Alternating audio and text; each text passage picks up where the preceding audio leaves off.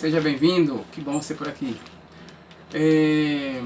Deus abençoe, eu espero que essa palavra possa ministrar o coração de vocês. Agora um aviso, um conselhinho, anote, medite, sabe? Permita que realmente essa palavra possa entrar no coração de vocês, tá bom? Beijão, Deus abençoe, até, tchau.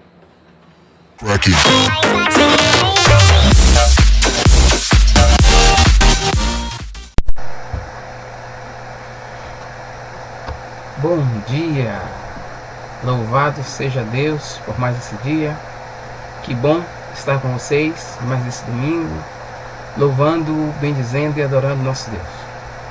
Estamos em paz, em meio a toda circunstância, e o coração um pouco apertado, né? Por tantas pessoas que têm passado algumas necessidades, tribulações com a situação atual. Então, irmãos, para que a gente possa continuar, vamos orar, vamos pedir ao Senhor que não só nos abençoe, mas que também tenha misericórdia e haja em favor dessas pessoas que têm clamado e têm tido necessidade nesta hora, tá bom? Bem como vamos orar também pelos nossos governantes, para que Deus dê sabedoria, direção, né? Mais que tudo, precisamos ter um país unido agora, para que possamos juntos agir da melhor maneira possível, tá ok? Então, ora comigo. Pai, bendito seja o teu nome, exaltado, engrandecido seja o Senhor. Tu és bom e perfeito. As tuas misericórdias, ó Pai, duram para tudo sempre. Eu quero exaltá-lo, quero bendizê-lo, quero glorificá-lo e quero suplicar a Ti, Senhor, o Teu favor. Pai, nesta hora eu Te suplico pelas pessoas que estão, Senhor, passando por situações tão terríveis de enfermidade, como que tem acometido o planeta, e muitos que já perderam entes queridos. Pai, tem misericórdia. Pai, nós Te suplicamos como igreja, intervém. Pai, concede sabedoria, Senhor, aqueles que estão buscando uma cura. Senhor, rompe com a maldade, o egoísmo, a ignorância de muitos. Pai, tenha misericórdia, mas concede-nos um coração, Senhor, disposto a ajudar, a acompanhar aqueles que precisam, a suprir dentro das nossas condições, juntamente com outras necessidades daqueles que têm falta. Tem misericórdia, ó Pai, daqueles que perderam seus empregos, daqueles que por acaso estão desesperados, ó Senhor, porque tem faltado alimento, tem faltado o sustento. Tem misericórdia. Senhor, nos ajuda, porque a igreja do Senhor, ela não está aqui para apenas relacionar-se entre si, mas ela também está para trazer esperança, também trazer alimento, outras ações que possam abençoar aqueles que ainda não Te conhecem e que porventura estejam fora da Tua presença. Pai, também eu Te peço pelos governantes, Te peço em particular pelo presidente do nosso país, pelos nossos ministros, por todos aqueles que estão em evidência, prefeitos, governadores. Dá sabedoria, Senhor. É uma situação difícil, é um quebra-cabeça que somente com muita sabedoria vinda dos céus podem conseguir resolver. Ajuda-os, Pai. Eu Te peço que o Senhor possa tocar nos corações. Eu sei que há diferenças tantas para serem resolvidas, mas que nesse momento eles possam pensar no que é melhor para o povo, melhor para a nação. Assim como também eu Te peço por outros países do mundo que também estão passando por crises, ou igual, ou melhor, ou até pior. Tenha misericórdia. Que os líderes dos países tenham a graça vinda dos céus, com homens cheios do Espírito Santo, sábios, que possam aconselhá-los e assim ajudá-los nesse momento tão difícil. E a nós aqui como igreja, nos sustenta. Nos dá a consciência de serviço, nos dá a consciência de estarmos atentos ao nosso papel, de anunciar o Evangelho, entendendo que somos guerreiros do Senhor, fomos chamados para a batalha e precisamos abençoar este mundo com a revelação de Cristo Jesus. Eis-nos aqui, usa-nos a nós, envia-nos a nós, para a honra e glória do Teu nome. Sustenta os missionários que estão no campo, guarda-os em nome de Jesus, estende as Tuas mãos sobre eles, trazendo proteção, ousadia, intrepidez, e eu creio que o Senhor suprirá todas as suas necessidades por meio de Cristo Jesus e pela oração dos santos. Assim nós Te louvamos, no nome de Jesus. Amém. Bem, se você ainda não é inscrito no nosso canal Igreja Dante, inscreva-se, Aí abaixo vai estar os nossos canais onde você pode acompanhar nossas ministrações, acompanhar alguma palavra nossa. Tem Igreja Andante no YouTube e Igreja Andante também no Instagram, tá bom? Seja sempre bem-vindo, fique à vontade, que essa palavra possa abençoar o seu coração e possa fortalecer a sua fé, fortalecer a sua esperança. E você não está só, estamos juntos nessa luta, clamando como igreja. A sua luta é a nossa luta, estamos buscando juntos no Senhor, orando, clamando, anunciando a verdade, de forma que todos nós possamos ter a esperança, a força necessária para juntos vencermos essa situação atual. Amém? Então, seja bem-vindo, fique à vontade, que esse tempo nosso aqui seja um tempo de muita graça sobre a sua vida, um tempo de muita unção sobre a sua casa, e que realmente haja cura também. Que o Senhor, por meio dessas palavras, quando estivermos aqui conversando com vocês, haja um fluir da graça de Deus para trazer paz ao seu coração, para trazer cura e esperança sobre o seu lar. Amém? Deus continue te abençoando. Amados, nesse mês de abril, nós estamos falando um tema, dia de domingo, que é sobre a simplicidade do Evangelho de Jesus. Nós falamos algo sobre isso na semana passada e vamos dar continuidade hoje, tá bom? Com esse mesmo tema. Então, a simplicidade da vida em Jesus, ou da vida de Jesus. O Evangelho, irmãos, o qual fomos convidados a falar, a anunciar, é um Evangelho simples. E talvez alguns me perguntem: Jackson, por que um evangelho simples? Porque é um evangelho fundamentado na vontade de Deus. Mas se a gente parar um pouco e pensar assim: poxa, mas tantas coisas as pessoas dizem que é vontade de Deus.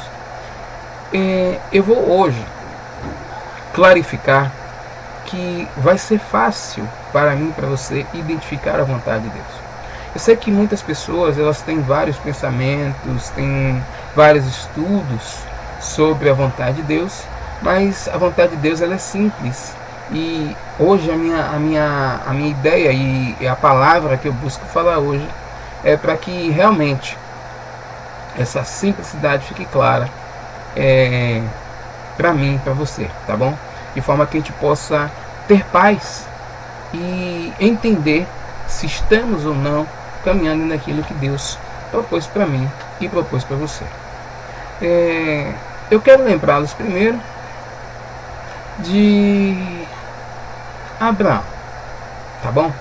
Eu vou ler um texto com vocês para mostrar um pouco da história de Abraão, e dentro disso eu vou falar da simplicidade. Gênesis, deixa eu ver o capítulo direitinho. Gênesis capítulo 12. Isso. E eu vou ler do versículo 1 ao versículo 5. Então, Gênesis, para quem estiver anotando ou quem estiver nos acompanhando com a leitura da Bíblia, Gênesis capítulo 12, versículo 1 ao 5. Eu vou ler na João Ferreira de Almeida, revista e atualizada, porque o texto é mais simples, é mais corriqueiro, é mais comum, tá bom? Da tradução que eu costumo geralmente usar, tá bom? Então, para facilitar aqui a nossa compreensão. Então me acompanhe, por favor. Ora, disse o Senhor a Abrão: sai da tua terra, da tua parentela e da casa de teu pai, e vai para a terra que te mostrarei. De ti farei uma grande nação, e te abençoarei, e te guardarei, e engrandecerei o teu nome. Se tu uma bênção. Versículo 3. Abençoarei os que te abençoarem, e amaldiçoarei os que te amaldiçoarem. Em ti serão benditas todas as famílias da terra. Partiu, pois, Abrão, como lhe ordenara o Senhor, e Ló foi com ele. Tinha Abrão 75 anos quando saiu de Harã. Versículo 5. Levou Abrão consigo a Sarai, sua esposa, e a Ló, filho de seu irmão, e todos os bens que havia adquirido, e as pessoas que lhe cresceram em Harã, partiram para a terra de Canaã e lá chegaram. Nesse contexto aqui, a gente sabe que Abrão, né, o nome de Abraão antes era Abrão, depois que o Senhor mudou esse nome, o nome de Sara era Sarai, que depois também foi alterado pelo próprio Senhor. A gente vê que o Abrão ele estava com sua família, com sua parentela, e chegou um momento que o Senhor, né, e aqui o pai de Abrão já havia falecido nesse momento aqui. E o Senhor chega a Abraão e diz: sai do meio da tua terra, do meio da tua parentela, e vai para a terra que eu te mostrarei. Né? E nesse caso, ele vai, leva a esposa, leva o sobrinho, e logo os servos, né, que estavam com ele, e segue. A simplicidade, se eu posso assim dizer, está no contexto que ele ouve o Senhor. Nós não sabemos exatamente por quanto tempo foi que ele saiu, né? Ele organizou as coisas para sair, mas ele seguiu. E seguiu para uma coisa, para um local que ele não conhecia. Ele não sabia exatamente para onde ia, pois o Senhor disse que eu sai para a terra que eu ainda lhe mostrarei, às vezes, eu lembro de uma música de, se não me engano, Thales Roberto, que ele diz que a vida é simples demais, nós que complicamos tudo. Nesse caso aqui, a gente vê um Abrão que possivelmente ficaria numa situação boa, porque como o pai, que era o patriarca, havia falecido, ele agora iria assumir o patriarcado, então ele seria o chefe dessa família, mas o Senhor tira ele daquele contexto e manda ele para um lugar que ele não conhecia ainda, ele não sabia nem para onde ele ia. Não sei os questionamentos exatamente quais foram. Se a gente for observar minuciosamente, ele não conhecia Deus da forma que nós o ouvimos falar dele, né? Os parentes do Abrão, juntamente com seu pai, servem outros deuses. Então, Abrão achou graça aos olhos do Senhor, o Senhor se revelou a ele e o Senhor deu essa orientação. E ele segue. Então, ele vai conhecer o Senhor depois, na própria caminhada, ele vai conhecendo o Deus que havia falado exatamente com ele. Mas ele segue. Às vezes nós complicamos porque tem coisas que Deus fala conosco, nos orienta, ou até nós conhecemos na leitura da palavra que deveria ser uma postura que deveríamos tomar, mas a gente pensa de várias formas e a gente sempre tenta fazer de uma forma que seja mais agradável, mais satisfatória para a gente. É essa hora que entra a complexidade. A obediência, ela é simples, né? É o fazer aquilo que foi dito. Se o Senhor disse que é desta forma, é desta forma.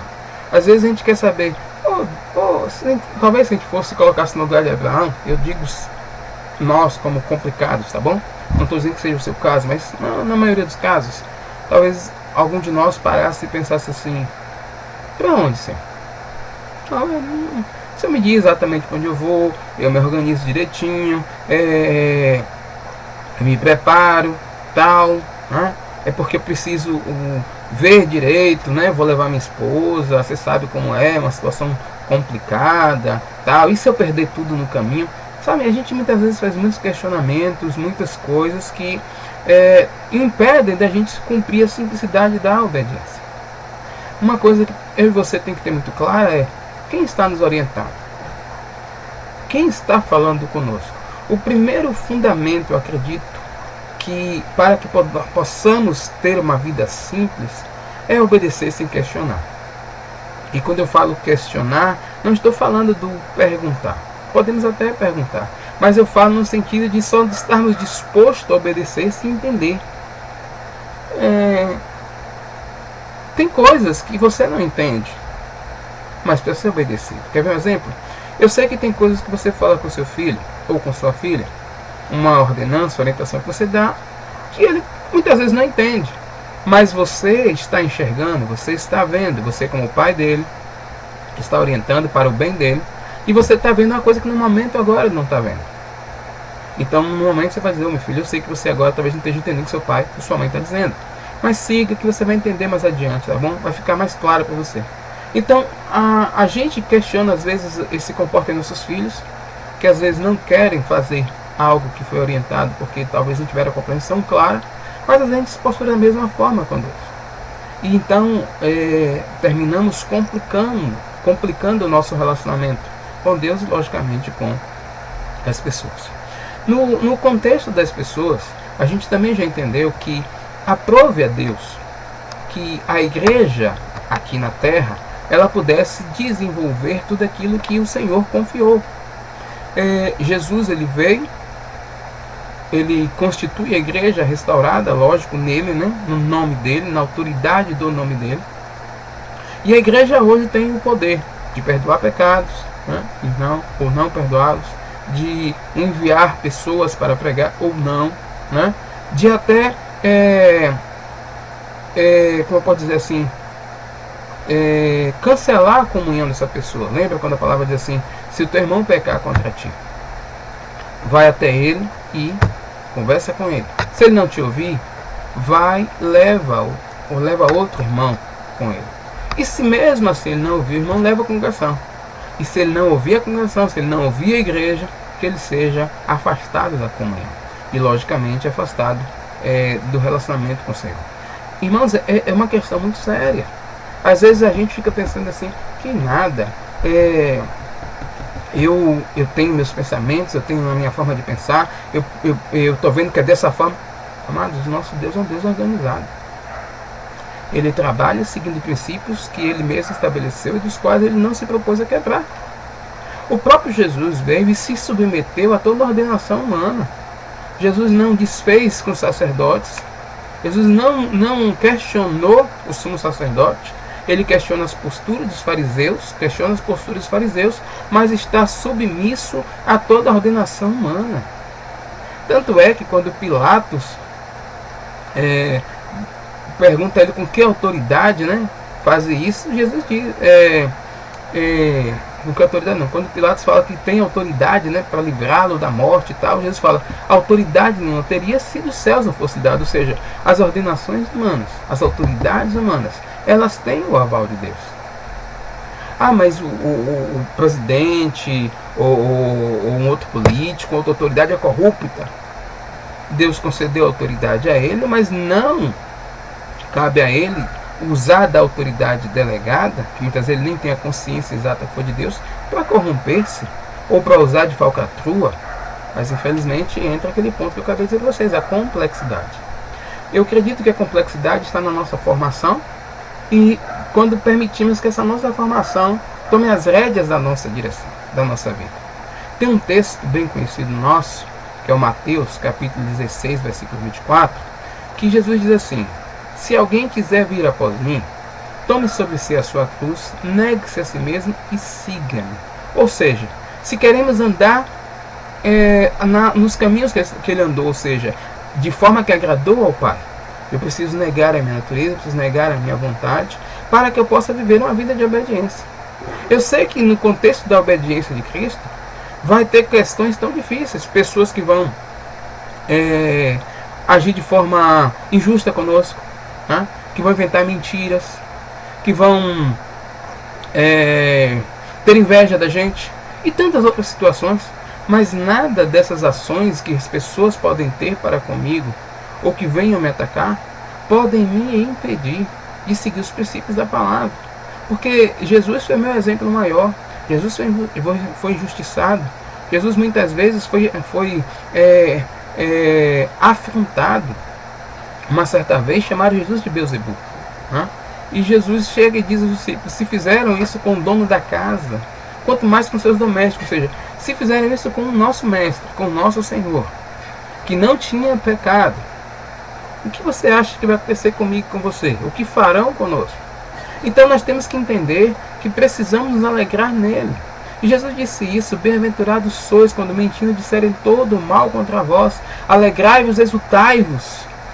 Irmãos, então o motivo de você ser caluniado, o motivo de você ser perseguido, eu sei que no momento ele causa tristeza, né? A injustiça dói, né? Mexe com a gente, mas é um momento também de alegria. Por que de alegria? Porque estamos sofrendo e padecendo aquilo que o nosso Senhor disse que que aconteceria conosco, que poderia acontecer conosco, e que aconteceu com ele. Vocês lembram também que os discípulos, certa vez, por causa do que estavam pregando o nome de Jesus, foram chicoteados? Como é que eles saíram? Como é que se comportaram após aquele momento? A palavra diz que eles estavam regozijados, alegres. Claro que eles não estavam alegres pelas chicotadas que tomaram. Eles estavam alegres porque foram dignos de padecer pelo nome. Ou seja, que nome é que você carrega? Que nome é que eu carrego? As pessoas se chateiam conosco, as pessoas ficam bravas conosco. Não é por causa da nossa pessoa em si, mas é pelo nome que carregamos, é pela pessoa que representamos e pela postura que tomamos, pela fidelidade da pessoa que representamos. Se a pessoa ficar chateada pela sua desobediência, por causa do seu pecado, né, por causa que você fez besteira, realmente, você é digno dessas situações, por isso clame ao Senhor, peça misericórdia, arrependa-se.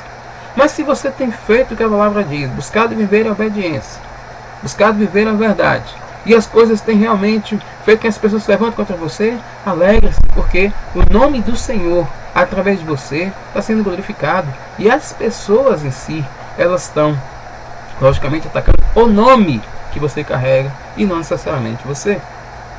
Precisamos ter essa consciência, essa clareza, né?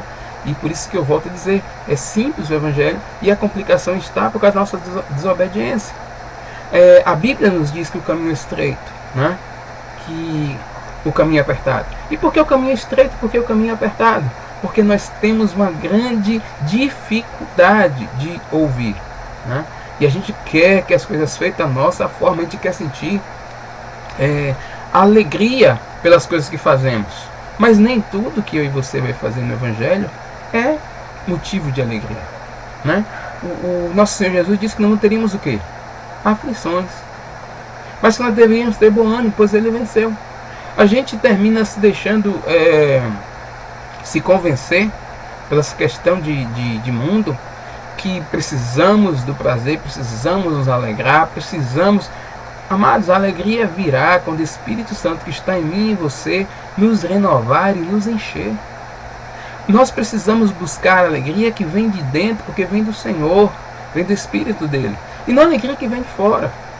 Se te observar, a igreja hoje a gente pode até dizer o seguinte, é uma igreja de movimento, né? E não uma igreja em movimento. Vocês entenderam a diferença? Igreja de movimento é diferente de uma igreja em movimento. Uma igreja de movimento precisa de coisas que façam com que ela desenvolva, que ela se alegre, e sempre vai gerando mais situações para que as pessoas fiquem ali envolvidas, inteiradas naquilo que, lógico, pode mexer com a emoção e trazer uma certa satisfação. Mas se você observar, isso é um círculo vicioso, porque no momento que, por alguma situação, cessar o movimento, né, ou aquilo que gera o movimento, melhor dizendo, as pessoas se esfriam.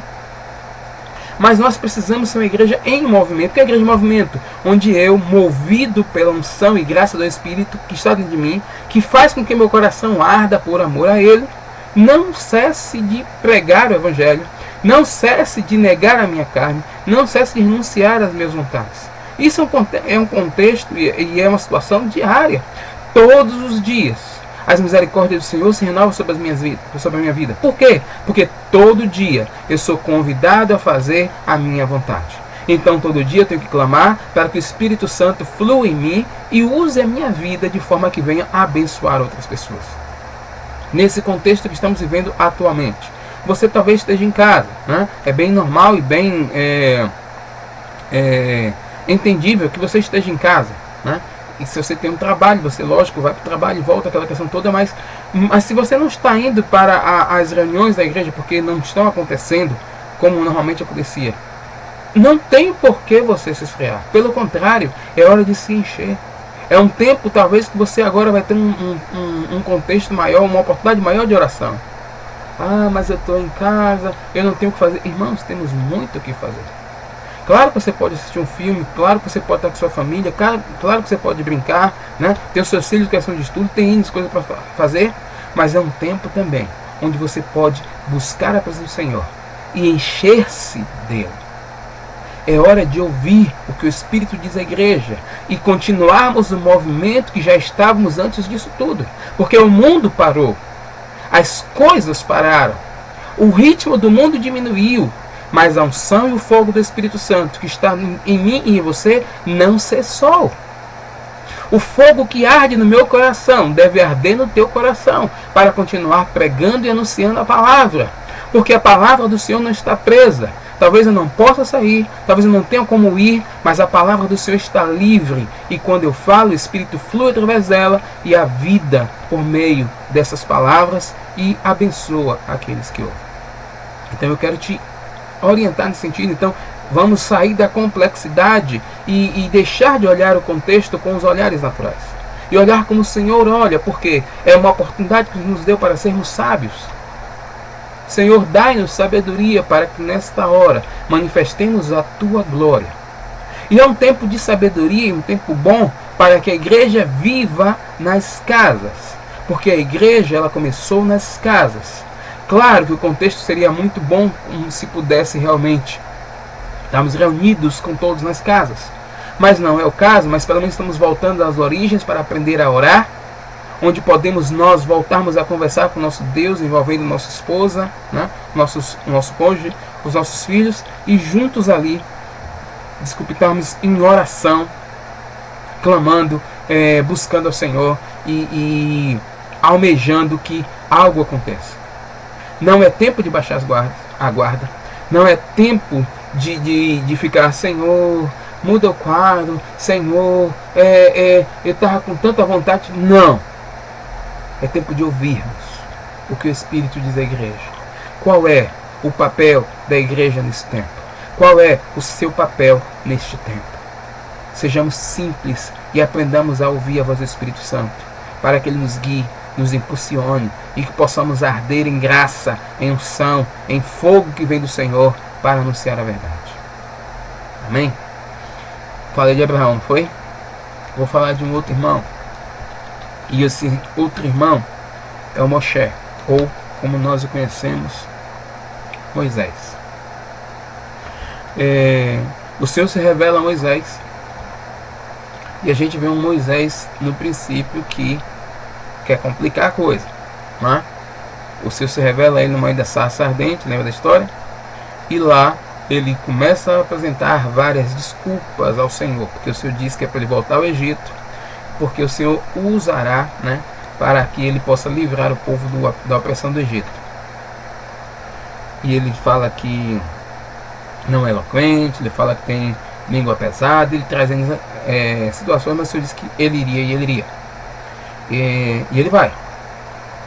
Você vê que chega um momento onde ele primeiro, junto com Arão, a quem o Senhor sabia que ele estava querendo que fosse designado, e o Senhor designa, né, atendendo o desejo do coração de Moisés, ele vai, se apresenta junto com Arão diante de Moisés e diz, o nosso Deus diz, deixe meu povo ir para que me adore no deserto.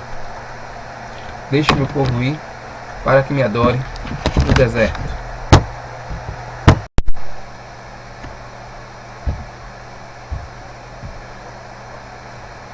Bem, então Moisés se apresenta com Arão ao Senhor e diz, deixe o meu povo ir, né, para que vá ao deserto, né, e lá adore ao Senhor. E a gente vê que o que acontece é que Faraó diz quem é o Senhor, para que deixe aquele povo ir, e que eles estavam ali, na verdade, buscando pretexto, porque eles estavam desocupados. E o que é que Faraó faz? Aumenta a carga do povo, né? E diz agora que o povo do Egito não daria mais a palha, e o povo de Israel tinha que se virar e produzir tijolos, dando a eles a mesma quantidade de tijolos que antes, né? E lógico, naquela situação que gerou uma revolta do povo, principalmente com Moisés e Arão, porque na cabeça deles eles haviam piorado a situação deles. Moisés fica triste, conversa com o Senhor, e o Senhor fala, não, Moisés, é assim mesmo. Esse ponto eu quero parar um pouco aí, porque às vezes é assim comigo e com você.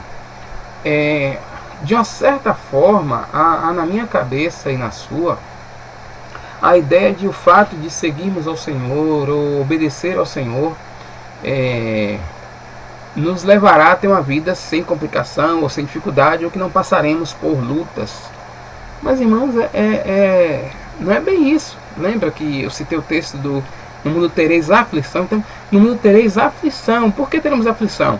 Porque estamos levando sobre nós hoje um nome, e esse nome é precioso, e esse nome se opõe a toda potestade contrária a Deus, que tem buscado dominar os homens, afastando-os da verdade.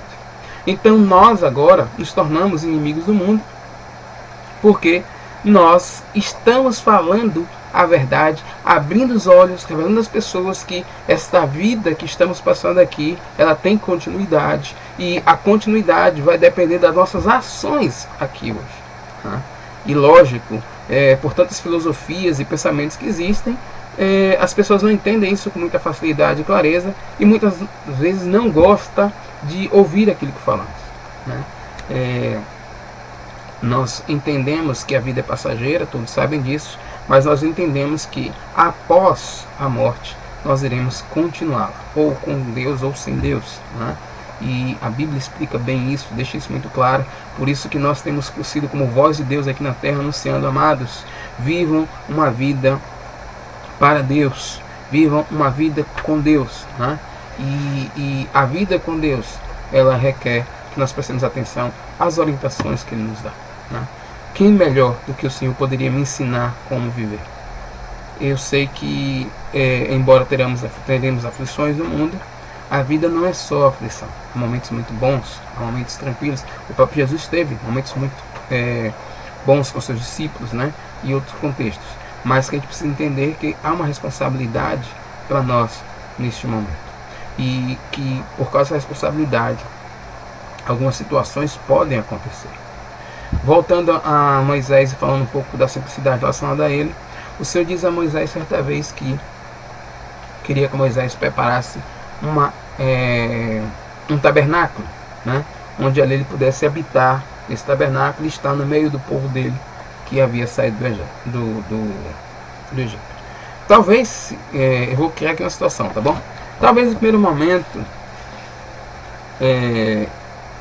o Senhor tenha falado do tabernáculo, e lógico, quando o Senhor estava falando com ele, talvez a mente de Moisés já foi pensando, imaginando tal. A gente é bem assim, né? Muitas vezes alguém começa a falar alguma coisa com a gente, e a gente, depende da nossa proatividade, da nossa maneira de ser, né? Porque também vai de cada um. Muitas vezes a gente já está lá, tive uma ideia massa e tal, pensei em tal coisa. Mas eu sei que, se passou pela cabeça de Moisés algo, eu não sei. Eu sei que ele já foi dizendo exatamente como ele queria, né? Dando medida, dizendo os materiais que eram para ser usados e todas aquelas questões todas. Então, você vê que nós temos um Deus que Ele não só nos dá orientações de como proceder e comportar, mas Ele nos orienta de como fazer, né? De como viver, de como poder cumprir aquela orientação que Ele nos deu. No nosso caso hoje, como discípulos de Cristo Jesus, nós estamos, como eu posso dizer para vocês, vivendo uma vida, né, em Cristo, mas não é para viver de qualquer maneira, né? Pensa bem comigo. Você pode pensar assim: tem várias denominações, tem várias coisas, qual denominação se encaixa com a minha realidade, com a forma que eu penso? Não é para ser assim. Não é para ser assim. Bem, se não é para ser assim, é para ser como? Irmãos, hoje você temos o Espírito Santo. É o Espírito Santo que nos instruirá acerca da vontade de Deus. Nos dará compreender da palavra e nos guiará a toda a verdade. Não é isso? No vídeo João, do 14 ao 17, né? 16, 17 tem a oração. Você vai ver muito bem falando sobre o Espírito Santo e o papel do Espírito Santo. Então, o Espírito Santo, ele tem a função aqui de nos orientar para que, como igreja, possamos desenvolver a vontade do Senhor. Então, você precisa estar atento ao que Ele fala.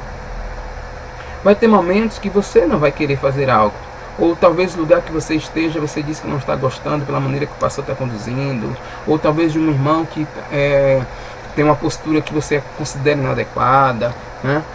Talvez alguns eventos que a própria denominação que você pertence está desenvolvendo, ou alguns projetos você não está bem de acordo.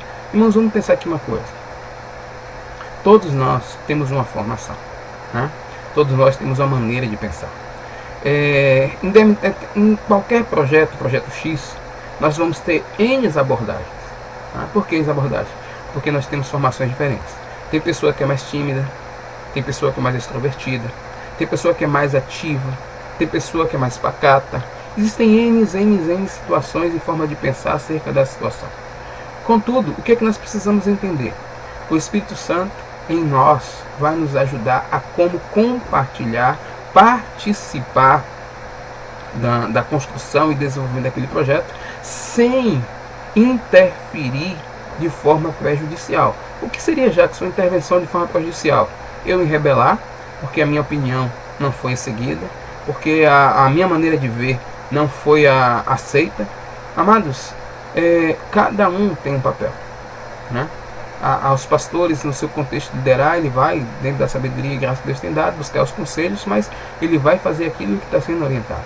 Você que tem uma característica vai ser usado também, mas dentro da sua característica, na posição que você está, né?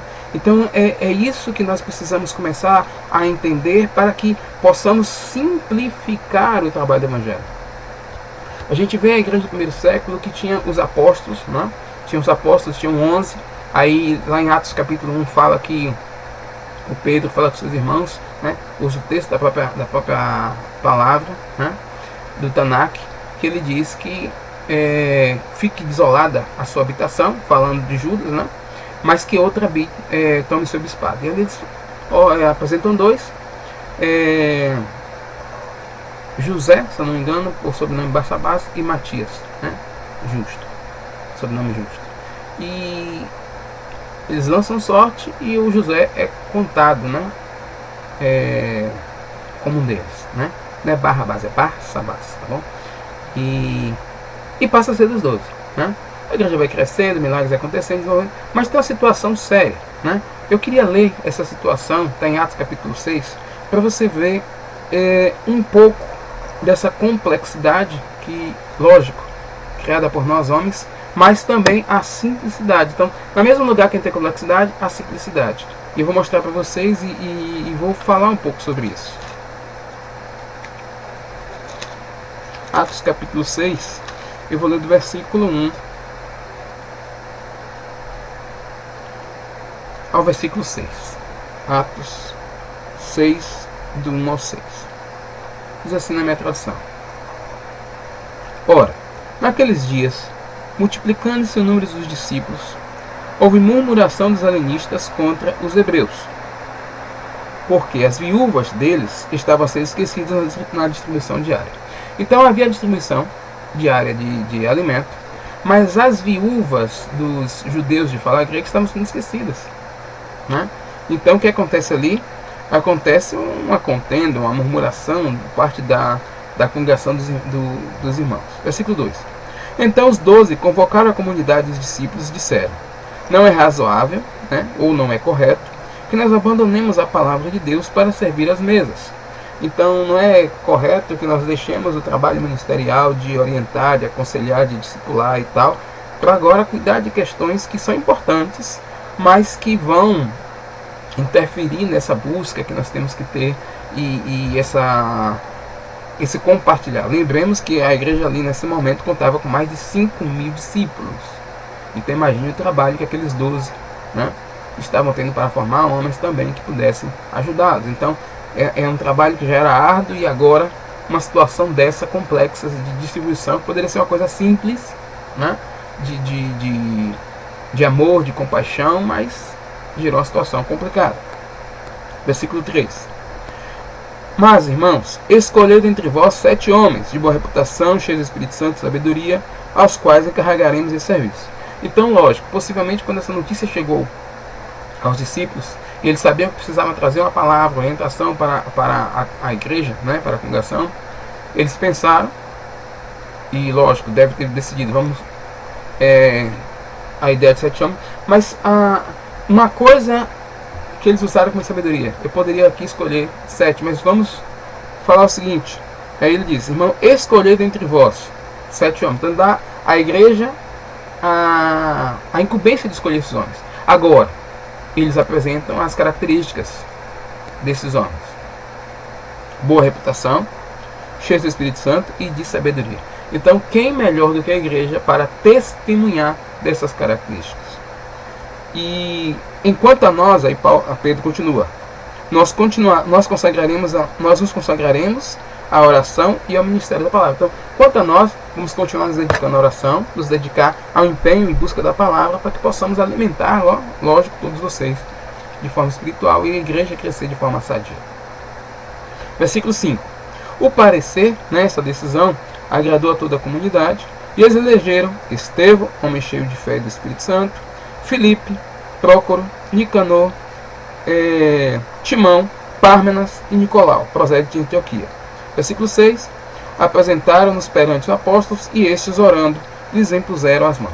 Não sei, a Bíblia é tão direta, eu não sei exatamente se foi exatamente naquele dia que eles fizeram isso. Talvez um dia ou dois eles pararam, a igreja discutiu, e esses nomes foram apresentados, e os discípulos oram e impõem sobre as mãos. Vocês veem que há uma complexidade no início, porque estão chateados. Talvez alguns falem, os apóstolos não estão preocupados com nada, estamos passando pela situação, ninguém diz nada. Sei que surgiu uma contenda, uma murmuração entre eles. Quando a situação chega aos apóstolos, porque quem tem que direcionar é a liderança da igreja. Então, quando chegou a liderança da igreja, que no caso aí foi os 12 apóstolos, quando chega a liderança da igreja, a igreja, com sua liderança, estabelece uma forma de agir, e aquela forma age. É bem capaz que naquele contexto que vai dar nada certo. Esse negócio da igreja escolher, vão querer colocar os favoritinhos dele, talvez seja fulano, seja... Irmãos, foi uma direção. A direção foi dada e todos seguiram aquela orientação. Então a simplicidade está em seguir a orientação que foi dada pelos apóstolos, que eram os líderes naquele exato momento. A orientação é seguida e ali esses homens são escolhidos pela própria congregação. Talvez, como eu falei para vocês, alguns não gostaram, outros gostaram muito. A questão foi a liderança que estabeleceu, foi a direção que estabeleceu, e o caso foi resolvido, porque a gente não vê em determinado momento mais falando de problemas desse tipo. A gente vê esses homens não só atuando na questão dos alimentos, na questão da divisão, como também manifestando a glória, porque a gente tem o que vai acontecer com Estevão, o capítulo 7 vai falar sobre isso. A gente tem a vida do Filipe, que também no capítulo 8 vai falar sobre isso. Ou seja, eram homens que, diferentes apóstolos, não tinham a preocupação de trazer o alimento espiritual para o povo, mas tinham o principal papel de organizar as questões entre o povo, de necessidades, e ter uma vida para com Deus. Então, irmão, o que eu quero dizer para você de uma forma clara: talvez você não seja o líder da sua congregação, talvez você não tenha nenhuma postura ou posição de liderança no que diz respeito ao governo da igreja, mas você tem uma responsabilidade como discípulo de ser cheio do Espírito Santo, de ser um homem e uma mulher, ou uma mulher de fé, e poder manifestar a glória do Senhor onde quer que você esteja. Talvez o seu pastor, o seu líder não lhe deu nenhuma incumbência direta, mas você leva sobre você o nome do Senhor. E isso é o suficiente para que você possa manifestar a glória dele onde quer que você esteja. Porque no final das contas, quem precisa te ver é o Senhor, que te chamou e te deu essa oportunidade de vida. Que nenhum homem e nenhuma autoridade dessa terra te reconheça como tal, como que você tem a capacidade que você pode fazer, mas que o teu Deus te veja servindo e te reconheça como um servo fiel e um filho amado. Amados, busquemos abrir mão das necessidades naturais deste mundo de reconhecimento e fazer coisas para sermos vistos, para aceitar a simplicidade da vida de Cristo, onde quanto mais Ele nos vê e nos contempla, perfeito é. Lembre-se que o Senhor trouxe orientação em Mateus capítulo 6, dizendo: ora ao teu Pai em secreto. Ora teu pai no teu quarto, entra, fecha a porta e no secreto conversa com teu pai. Amados, e recebam com muito amor essa minha colocação nesse exato momento. Faça tudo o que tiver que fazer para a glória do Senhor. Não se importe o que as pessoas dizem ou o que as pessoas aparentam. Cumpra o que Deus colocou em tua mão. Talvez para muitos, ou até para mim, quem sabe, pode parecer que não seja importante. Mas eu garanto para você, porque aquele que lhe chamou, lhe concedeu todas as características necessárias para se desempenhar este papel. Por isso, amado, cumpra com total inteireza de coração, com total entrega para a glória exclusiva do nome do Senhor. Que esteja em mim, esteja em você o mesmo sentimento que esteve João Batista quando disse: importa que ele cresça, que eu diminua. Louvado seja Deus. Esse é um ponto da simplicidade da vida que eu quero que vocês entendam, que o nome dele precisa ressair acima de qualquer coisa.